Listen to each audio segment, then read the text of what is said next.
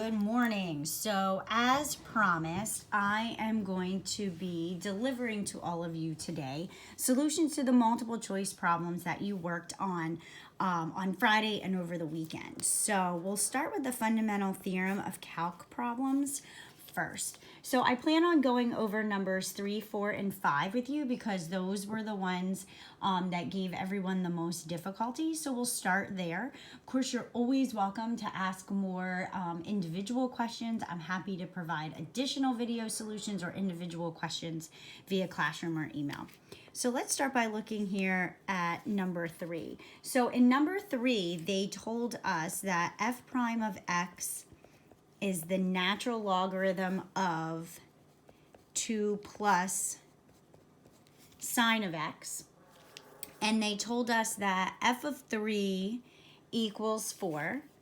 And we are being asked to find f of 5. Now, the unique thing about this problem is that there is something so simplistic and sophisticated and beautiful that we're going to use to solve this. And it's not really that difficult. It's just using something you've used a ton of other times in a different way. So, if I were to integrate f prime of x from 3 to 5, the antiderivative of f prime of x is f of x. So if I were to apply the fundamental theorem, it would be the antiderivative of f prime evaluated at 5 and the antiderivative of f prime evaluated at 3, and then I take the difference of those two quantities, which would look like that. So this is an application of the fundamental theorem of calculus. If I want to calculate a definite integral, I find the antiderivative of my integrand, evaluate it at the upper and lower limits of integration, and take their difference. So we're going to do that same thing for this particular problem. It's just instead of determining what the definite integral is, we are going to be solving for what f of 5 might be. So if I evaluate the definite integral of the natural logarithm of 2 plus sine x dx in my calculator from 3 to 5, remember if you're using your TI-84, you're going to select math and then 9. You'll get the decimal approximation 0.5551.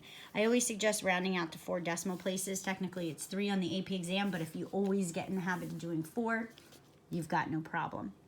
F of 5 is what we're looking for, and f of 3 equals 4. So now I can solve for f of 5 by adding 4 to each side, and f of 5 is approximately 4.5551.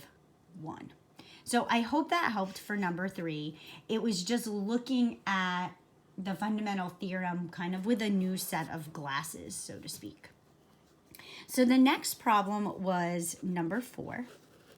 And number 4 asked us to find the limit as h approaches 0 of 1 over h times the definite integral from x to x plus h over of f of t dt.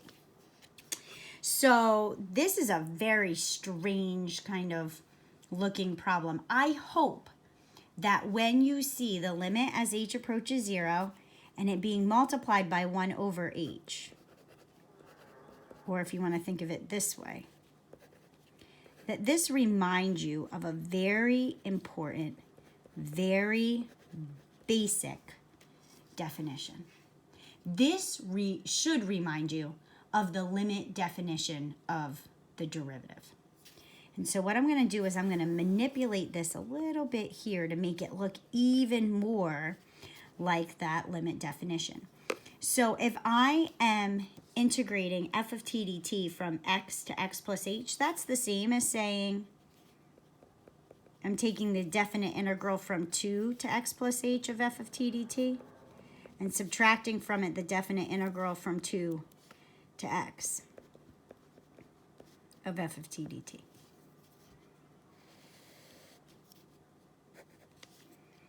Now this should remind you very much of the limit definition of the derivative. Remember, the limit definition of the derivative is that f prime of x is the limit as h approaches 0 of f of x plus h minus f of x all over h. So that's our limit definition of a derivative. This appears to be a specific application of that when our function f of x is an integral. So this is telling us to find the derivative of this integral. Now remember, the first part of the fundamental theorem of calculus told us that the derivative of the integral is the function being integrated. The function being integrated in this case is f of t dt, but because my limits of integration here are constants and x's, remember that first part of the fundamental theorem tells us then that the derivative of this integral will be f of x. The key in this particular problem was to recognize that, I'm seeing a limit as h approaches 0 and a quantity over h. That should ring definition of the derivative bells. And then you're making that connection that I'm not taking the derivative of any old function, I'm taking the derivative of an integral. And when I take the derivative of the integral, I get back the function that I am integrating. I hope that helps for number 4. Let's look now at number 5. Number 5 asked us to create a linearization of a particular function at the point where x equals pi. So let's take a second and go back and look at the function that they are asking us to find the linearization of.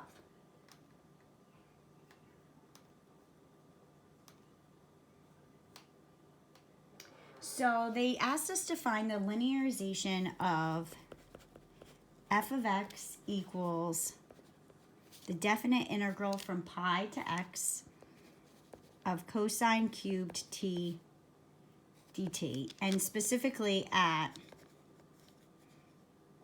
x equals pi. And when they are talking about the linearization, they're talking about create a linear model that closely describes this function at the point of tangency. And that means we're going to create an equation for the tangent line. So there are always two things that I need in order to create the equation of a tangent line, and that is the point of tangency, and then I also need to know the slope of the particular line. So we know that the x-coordinate of our point of tangency is pi, and the y-coordinate would be the function evaluated at pi. In this particular case, if I were to plug pi in for x into this integral, I'm integrating from pi to pi. Now, if we want to think about that geometrically, if you are taking a definite integral from pi to pi, then geometrically what you have is a line, and a line has no area.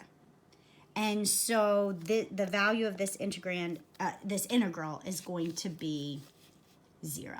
So the point of tangency is the point pi 0. So now we have that first piece that we need. Now the second piece that we need in order to write the linearization or the equation for the tangent line of this function is the slope. And remember, the slope of the tangent line is the derivative of the function evaluated at that particular point. So the first thing I need to think about is what is the derivative of f?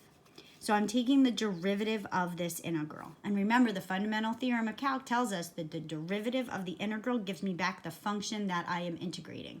I do need to be careful to make sure I don't need to apply the chain rule, but that's the basic gist of it.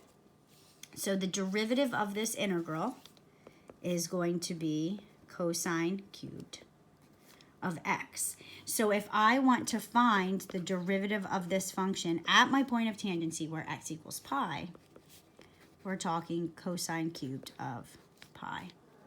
Cosine of pi is -1. -1 cubed gives me -1.